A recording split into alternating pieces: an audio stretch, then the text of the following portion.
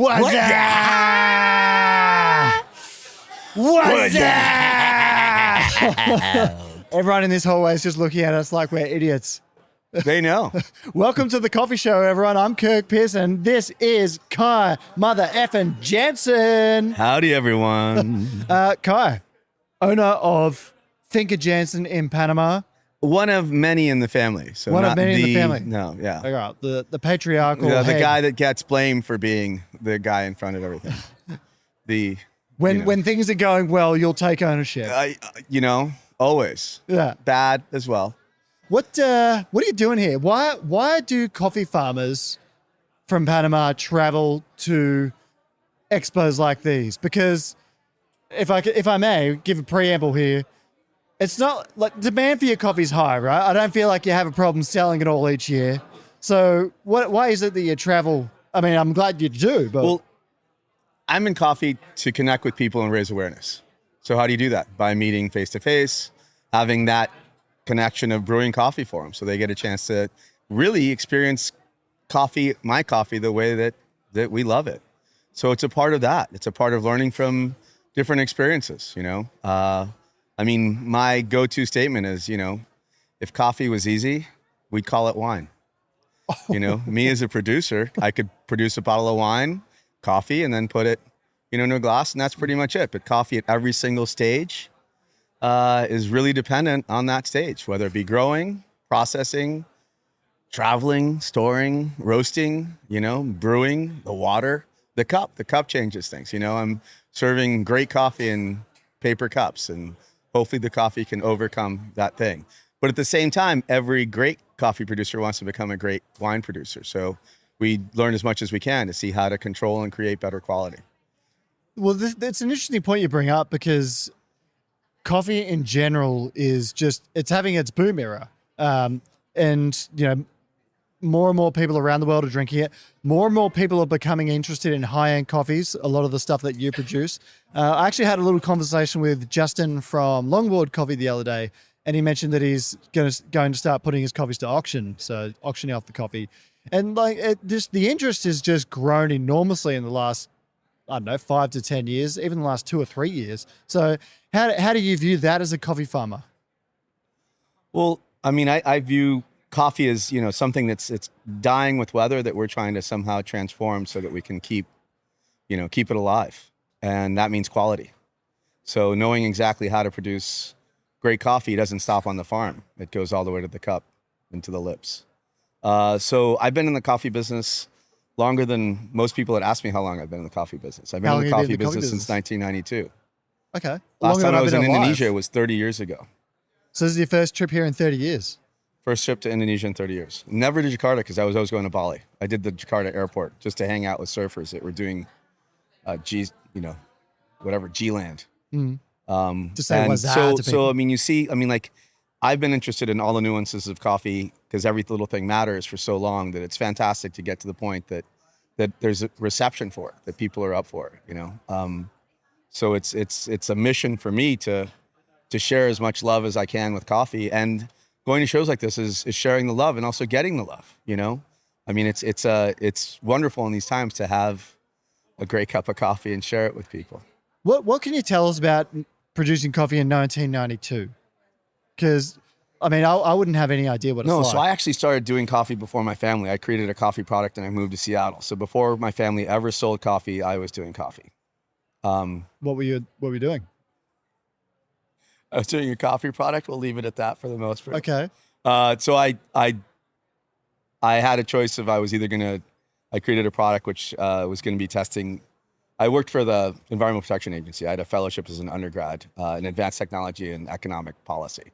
Because going to business and the environment, I think they were both about creating value, but they had the wrong scorecards. So how do you generate it together? So that was sort of my focus in college. And then one of those things was looking at the different problems, and lead in paint was something that was in water, was pretty difficult for a lot of people because it really affects children. So I was going to create a product that was doing that. Or I was going to create I created a coffee product, which was like an empowering coffee product. The problem with it was that it was an empowering coffee product. The whole idea was to buy less of it. Okay. All right. So it doesn't work in this sort of capitalist system. Mm. And So I moved to Seattle to start that product back in 1992. Did you have any? So Sorry. growing coffee back then was a different world because coffee was 60 cents a pound. And for the most part, specialty was mixed between Starbucks, which was milk-based, and there was another company that George Howe ran that got bought by Starbucks in the end. But they were doing estate coffee. They were doing different things. So I started marketing estate coffee in 1995. I did the first seed to cup website. It's still up there, estatecoffee.com, just to keep it as a relic, because what it starts with is coffee is a very interactive product. You know, you can do whatever you want with it. It's how you connect with it. And nowadays, when you were talking about it, the heyday, this is like the golden age of coffee for sure. I see just such benefits in people and the reception. I mean, in a way, I'd say that I was always like far. I mean, in 94, I created we started doing coffee in 93 was when we had our beneficio. My dad came to visit me in Seattle where I was doing the coffee product, and he fell in love with specialty coffee. And we were growing coffee already to try and save our family farm that my grandfather had bought. We were told coffee would be the best thing to do, so we started planting coffee, Gatois in particular. And I had a friend, Ed Liebrick at Lighthouse, who ended up being the guy who trained Dwayne Sorensen at Stumptown. We brought the coffee up. The coffee tasted great. It was pretty world-class. And the whole idea back then was to do estate coffee. So estate coffee was that you tasted coffee from one estate, one land. Because most of the coffee that was going through was just going to different coffee mills called beneficios in Latin America. And so you never tasted your own coffee. So we would, in the beginning, we didn't sell to anybody else because my dad came back and built the first really specialty coffee only beneficio in Latin America back in 6 months, which was unheard of. But back then, we're talking about 60 cents for most people. This was before SCAP, just to give like 3 years or 4 years before SCAP. We started marketing and we cupped our coffees and we did estate coffee. So we sold like coffee for $2.50, which was like 4 times the value of what it was there, and $3. And coffee was very different. I learned how to cup with Tim Castle, who wrote The Perfect Cup, and the Gerardo Astuas, which was the head cupper of Icafe in Costa Rica. Gerardo was a great guy, but his cupping score sheet was basically body and acidity. That was about it. So Icafe, all of Costa Rica was pushing something called Catimor 75, and my family bought into it. They bought into it. I was against it from the start. Didn't like it. Catimor tastes very herbal, vegetal, especially if it's not processed. Back in those days, wash coffee was the way to go in Latin America. We did wash coffee, and basically the theory on doing a beneficio was let the coffee speak for itself. You can't do anything to improve it. You weren't a winemaker. You weren't doing different things to create different flavors like we get to do now. And Catimor just absolutely sucked. I thought it was a waste of time. It was an agribusiness model that really almost ruined our whole family. And luckily we changed course. Luckily, Panama realized its place in terms of being a very special terroir. Well, that's an interesting point to segue to, because a lot of coffee history is kind of recent history in specialty terms, right? So I think it was about 2004 that Geisha arrived in Panama. Is that correct? The Geisha was discovered and rediscovered. So explain that to me. So what that means is that Geisha, came from Geisha, but it was written as Geisha when it went to the Tanzania, whatever those facilities were called, that the British were doing to sort of curate different varieties. So Geisha, for everyone listening back home, is like a specific cultivar. Panama calls it with a I, because that's how the paperwork was done that was written. So that's how it stuck. But that was brought over by different families to Panama because it was resistant to certain things, and it was planted and sort of not discovered, so to speak. It's very much, very floral, very different, very sort of high-end Ethiopian, but Panama was known for having soft, sweet coffee, which is one of the reasons that a lot of Panama coffee was bought and then used and sold as Kona coffee. So way back when, I don't know if you know this, there was a huge thing that this guy from the farm was actually ironically called Kirk and Kai farm. He got busted for reselling Panamanian coffee as Kona coffee. Really? Yeah. Because I know there was like a issue with counterfeit Kona coffee. I think Amazon was selling coffee labeled as Kona. We're talking way back when. We're still talking the 90s. When Right, this happened. okay. Like it was a criminal case. I mean, it was being sold to Starbucks, other people. There were people that were sort of complicit that were in the Starbucks line. But people can read that. I'm not trying to claim that I have any knowledge of it. It was just very ironic for me to be pushing Panama coffee and my name was Kai and it was Kona Kai. It's like, okay, are you the same thing? I was like, no. I just know our coffee was great. I mean, when I started, we did a brochure and it was like, discover Panama, the secret location between the well-known Costa Rica and Colombia location. So Panama's come a long way. I mean, Panama is a very special situation because it's a small coffee community. A lot of people that are new to coffee, a lot of immigrants that are sort of taking different views of it, but also sharing. So Panama has been very lucky because, when you talk about terroir, it's not only, climate, it's not only soil, it's not only weather, climate again, it's also people and what influence they have. And Panama was able to develop on its own. It didn't have, like Colombia, a very sort of strong government or association that defined how things work. But it was being defined by roasters, particularly in the US, that defined the Panamanian cup as X, Y, or Z. I mean, the first BOP, we had a fantastic coffee that was kicked out of the BOP for being too African. To what? African. Got kicked out for being too African African it basically in was nature. like, hey, this isn't like the soft, chocolatey, sweet profile with acidity if you're lucky. So You were too real for them, it's Kai. because, sorry? You were too real for them. It was too different. I mean, it was a fantastic, it was like, James and the Giant Peach just was like James and the Giant Blueberry, and there were currants and different things. I mean, it was a crazy, super, super Kenyan. I mean, Panama has special attributes because of, as people show, the two coasts, different things. But I'd also say it's incredible because you have two hemispheres coming together from South and North America. But in particular, my pet theory, still hasn't been proven, but is that one of the reasons that Panama is so special is because of the beetles. Beetles produce a ton of yeast, like different unique yeast. So you have different areas, and Panama has just incredible insect life. So that creates the possibility of different yeasts that have different flavors. Obviously, the volcanic soil, because we have, two different sides. Volcan is older, doesn't have the new soil that Volcan is, where we're from. But it's, that's sort of, all of those come together.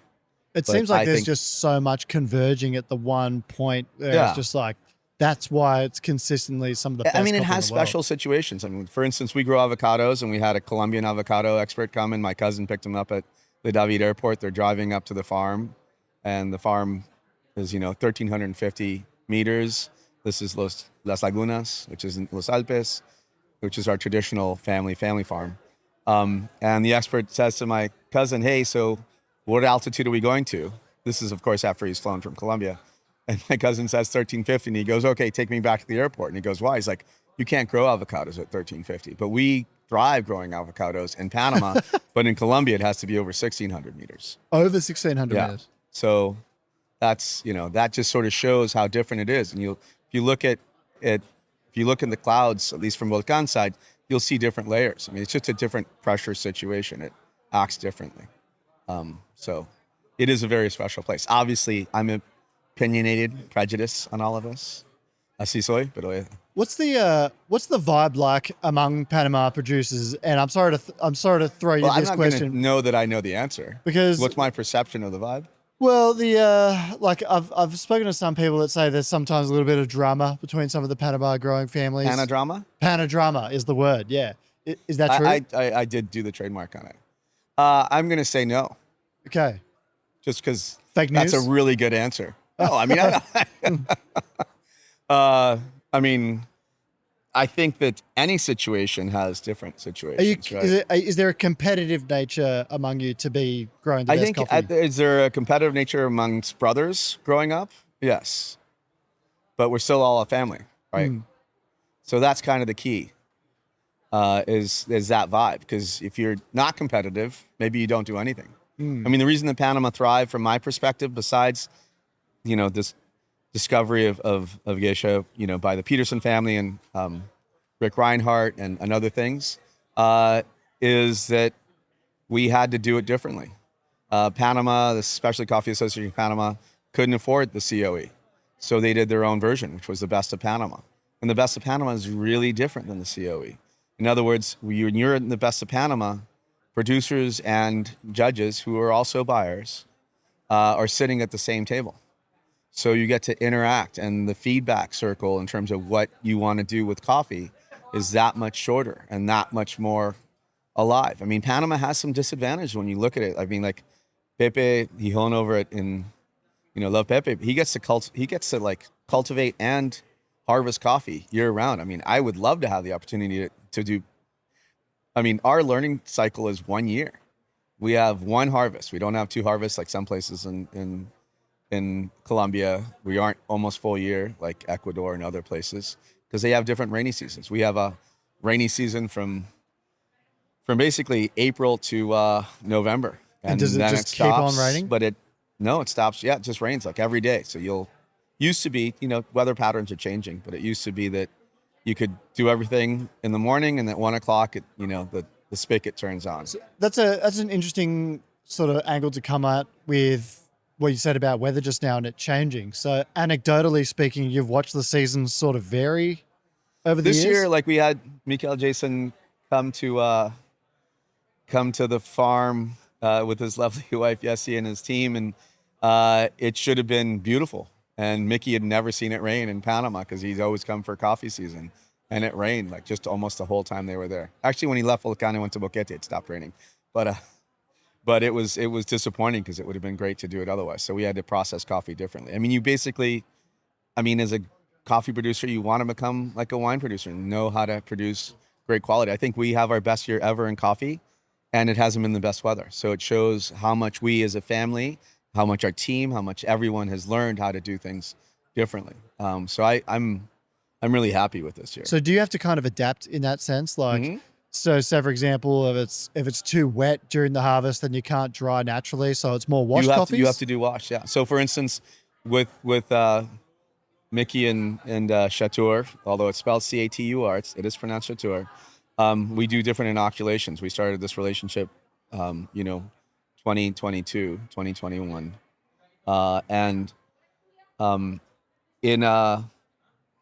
In the time frame that he was there, we wanted to inoculate naturals, which is usually what we do, but we couldn't do it. So I'd done some work with Gary Ong from Wave Technology from Singapore, and I'd already started we had a demucilaging machine. So we did demucilage like geisha for the first time on our farm, and I inoculated with his Kopi Luwak inoculation.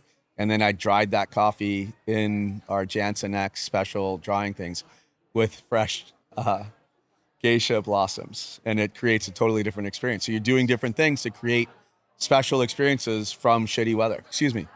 No, you're right. What did that coffee taste like? How was it? It's here. It's unbelievable. I mean, that's so floral that it's almost like, you can taste or feel that beautiful silky, flower of the geisha. Where can we get it?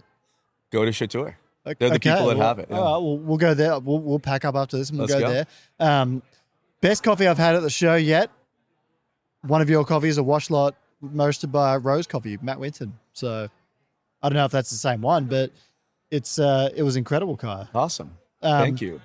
What was it like for you when Boram won the World Barista Championship using your coffee? Like, what's it like to win the World Barista Championship as a producer? It was a very personal and family experience, I'd say. I mean, like, number one, the reason that we all connected was because a whole load of connections of friends based from being in Milan for hosts when we finally had a championship. Matt won, and Boram was there, but I met Danilo as well. And Danilo wanted to bring Boram to the farm to pick out a coffee for his Brewers Cup in Brazil. And I was actually also competing in Brewers, and I'd created a brewing method and a blend with Justin, actually, because the whole point was to actually combine Volcán and Boquete, because there is some, let's call it, healthy friction between the two. So it kind of blew people's mind that I was not just using my coffee, and Justin hadn't reached that sort of level of notoriety yet. And I got third place, and I feel very lucky I got third, because then Danilo and Garum said, "Hey, I've got a question for you." I'm like, "What's your question?" And they're like, "Can we use your brewing method, your blend, and your presentation for Garum's thing?" And I'm like, "Blank, yeah." And and they did. And I went to Brazil to support Garum. And because of my flight process, I wasn't going to be there for the announcement, so I changed it. And I got to fly to Sao Paulo and meet the whole family and just love them. I mean, what they do for Brazilian specialty, I mean, they're just beautiful people, period. But, you know, Garum's the head of a coffee school, the whole 9 yards. I'm like, all right, you guys are competing. Let's, you know, you're going to get everything that I've got. So we sat down and cupped all their coffees, and they were able to get access, which I couldn't do now just because of how things have changed. But basically that was my focus. So it was sort of that love and connection. So that was really important to me. But then at the same time, Danny Ritchie he used our coffee in Milan, and just a beautiful person. And he and Boram are up there. And just before that, my family, who I'd taken to Athens, had sat in the Italian section. And the Italians know me from 2021. So they're like, "Hey, Kai." And then I'm like sitting there in the Brazilian sections on the other side. And I look at my family and I go, "We got to go." And they're like, "What are you talking about?" "We got to go." So we left. Like, "Where are you going?" And I went over there. So I felt really, really torn because I love Danny too. So it was very tough to see them both up there.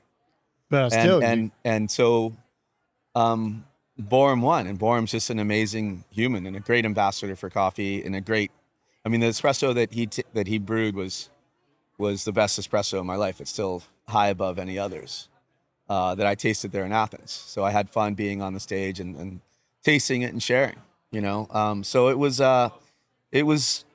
fantastic. It was something that we worked on, and you know, it takes a team. Like, everything matters, you know. So it was really lovely. I still, like, when I saw Danny, I'm sorry. It's like, but he's just so beautiful. It's like, yeah, it's all good. It's interesting. I just remembered. So at the beginning of this year, I got flown out from Australia to Dubai with some milk. So one of the competitors wanted me to bring some milk. Did you taste it? I did, and it was so Aldi from the Espresso Lab made a coffee using your coffee and the Australian Riverina fresh I was milk. thinking of this, yeah. Oh, it was just one of the best coffees I've ever had. Yeah. And it just How do you describe it?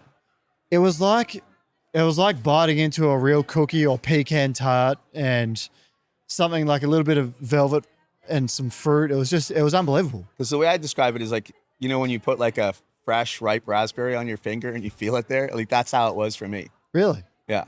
I had it 3 times, and I did get that feeling too. One, it was more along what you're talking, which was more because it just creamy and sugary, but fruity, and it was red fruit. Yeah. Yeah, that was fantastic. And that coffee was roasted by a roaster in Bali, and he prepared the milk that you brought. Yes.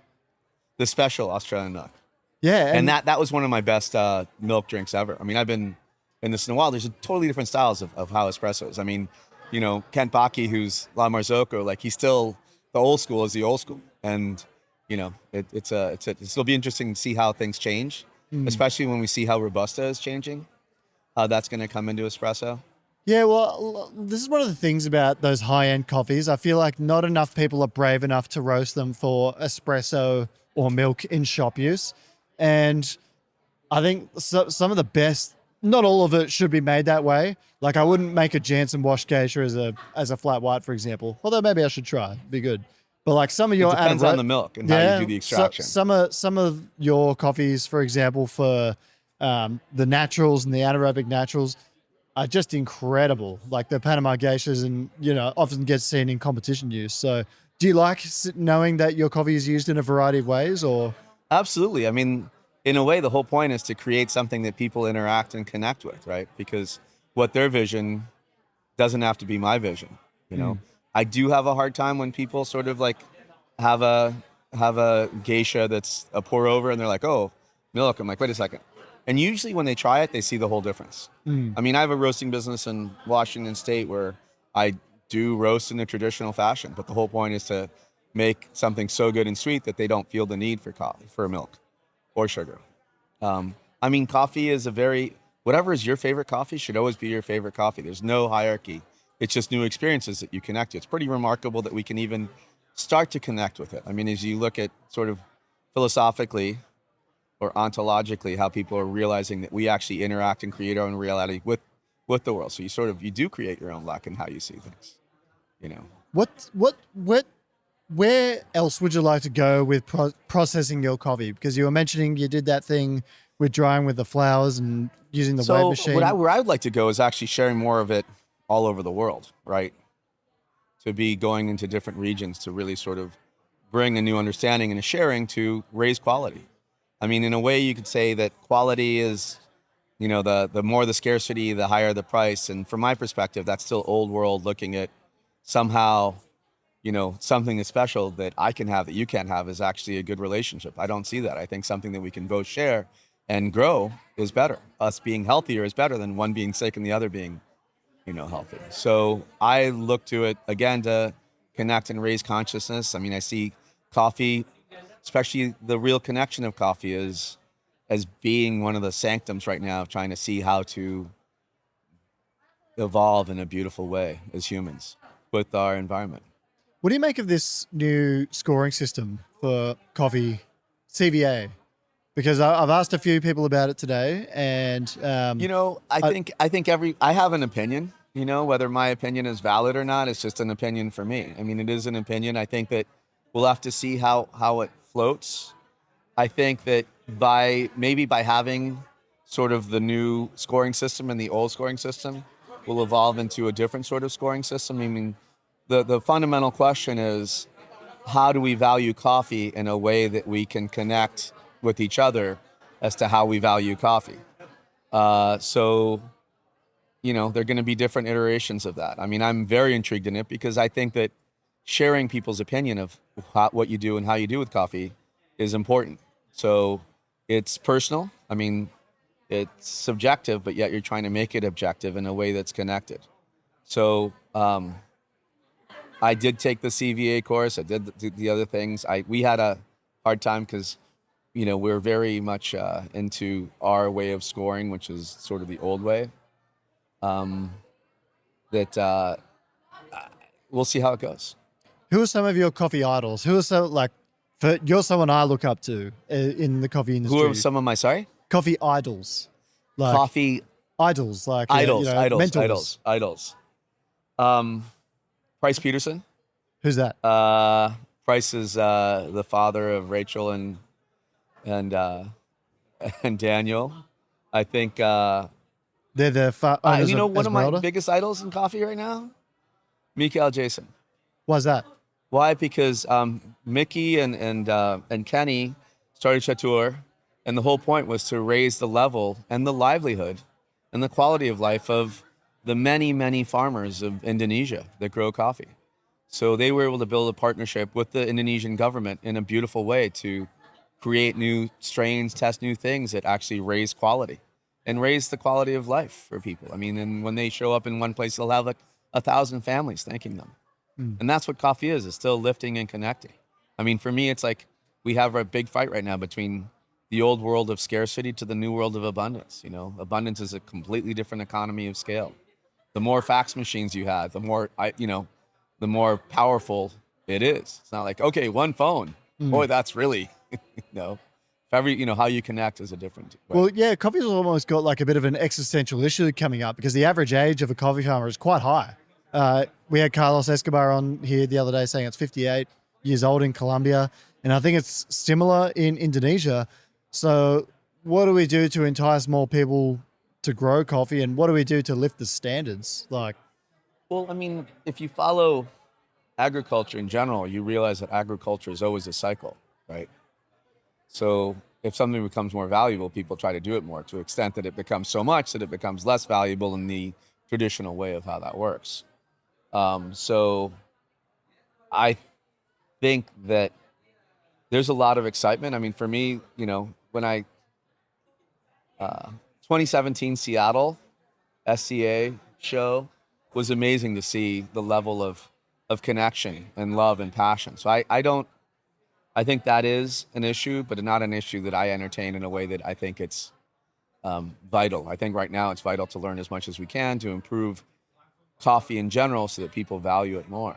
And that's something that Panama and the best of Panama and SCAP have really helped. I mean, in the old days, I mean, you asked about 19 all those times, roasters held all the cards and they didn't have the risk and they gained everything. Growing coffee is hard, harder than you think, hard. But there are incredible benefits and there are ways that it's changed. And it's really Asia that's changed coffee more than anybody else because they've had a tradition of valuing the producer in ways that you don't see. You see it in wine, you see it in other things, but you don't, I mean, in France, you see it more than other places. But the US, you know, for the most part, you don't value the best tomato guy. You don't value the best grapes. But you look at some place in Japan and you'll see like the price and everything to the perfection. And there's an intentionality that's very different. World of Coffee's coming to Panama next year. What are your thoughts? Being a Panamanian producer, it's also going to have the World Barista Championship. How do you think that feel? given my experience here, I'm excited about it because it's not only Panama, it's Latin America. So, I mean, that's the whole point. And Panama's sort of central. So I think that's going to be fantastic. Can I come to the farm in advance? Do some You filmmaking? know, I'm trying not to say this, but the problem that October has for Panama is it's the Busy fill season. in the blank. No, the worst time ever to come to Panama. What if I come earlier, right? What if I come No, earlier? I mean, like literally, I told you we had a rainy season. Like people are going to be going there, hey, I'm going to go to the farm, and et cetera. And it's like, you're going to look at green cherries, right? Nobody's processing coffee. It's not like, so it's, how it lines up is an ideal. So we'll see how to overcome that with, I mean, we're very creative as Panamanians. I'm sure you get around and it. love to, and the people that are organizing it and all of that. So it's going to be lovely, but it's going to be hot, humid, and rainy. What's one thing that we haven't spoken about today that you would like the listener, the viewer, to be aware of? What would you like to say? That we you haven't- changed the name of the show. I'm kidding. What would I? I mean, I don't know. I'd rather ask you the question. Like, what I want to know is like, how do we make all of this sustainable in terms of the creative way that we can create coffee and connect with each other? The biggest problem that we have in coffee today is really transportation. And because as a small farmer, you still rely on a lot of different ways to get your farm to the market. And containers, shipping, different rules. And now when trade is really changing because we have players that are deciding to use it as a political weapon, how do we overcome this? I mean, is it existential? Is it continuing? I don't know what it is a question. Well, I mean, if you had asked me this question as well, I mean, like I'm beginning to sound like a bit of a broken record on it now, but I feel like we need a bit more insight and media in coffee to the point where like we entertain the average person. And so when we do that, I think we'll get the level of interest that we want. Obviously, markets will dictate prices a lot of the time. And look, I just think coffee's on a really good trajectory right now, despite there being really sort of bleak issues. On the whole, it's on a really good trajectory. And we just got to keep on rolling, baby. We just got to keep on going. I think so. I mean, I think that we have to bring this hospitality. I mean, I visited you in Melbourne, and for me, Melbourne has just been an inspiration because of the level of hospitality and how we as different cultures can come together and actually celebrate each other in a winning way rather than separate each other in a losing way. So that's sort of my thing. It's like, right now when I'm here, part of what I get to do is I get to teach people how to brew coffee differently. It's like if you pour high, you're going to have more acidity in your coffee, less sweetness. Your cup's going to change. Any sort of roughness in your cup's going to be less sweet than fully porcelain or even glass.